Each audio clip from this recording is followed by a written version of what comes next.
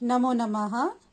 आज जो ये वीडियो बनाई गई है ये कक्षा 10 के लिए बनाई गई है। जो कक्षा 10 में इनका विषय है रचना के आधार पर वाक्य भेद, सरल वाक्य, संयुक्त वाक्य और मिश्र वाक्य। इसमें आसान परिभाषा, आसान ट्रिक और पहचानने का तरीका बताया गया है। आशा करती हूँ सभी इसको देखेंगे और इसका प्रयोग भी परीक्षा में करेंगे। आइए बात करते हैं हिंदी व्याकरण की। रचना के आधार पर वाक्यों के भेद। वाक्य किसे कहते हैं? शब्दों का समूह जिससे अर्थ स्पष्ट होता है वाक्य। वाक्य 3 प्रकार के हैं। सरल वाक्य, जिस वाक्य में एक ही कर्ता एक ही क्रिया। उदाहरण दिए गए हैं और नीचे ट्रिक दी गई है।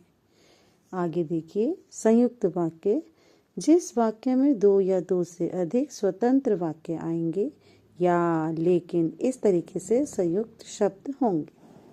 उदाहरण दिए गए हैं। मिश्र वाक्य, जिस वाक्य में मुख्य उपवाक्य या एक से अधिक आश्रित उपवाक्य हैं। उदाहरण को देखिए और नीचे ट्रिक को देखिए।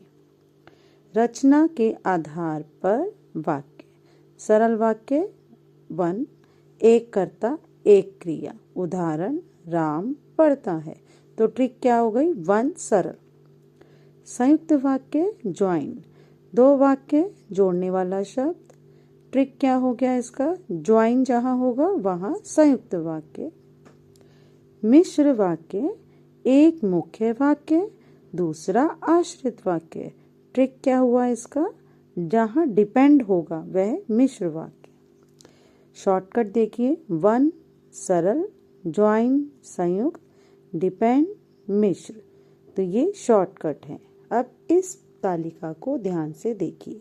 सरल वाक्य की परिभाषा, संयुक्त वाक्य की परिभाषा, मिश्र वाक्य की परिभाषा, इन तीनों वाक्यों की ट्रिक और इनके उदाहरण दिए गए हैं।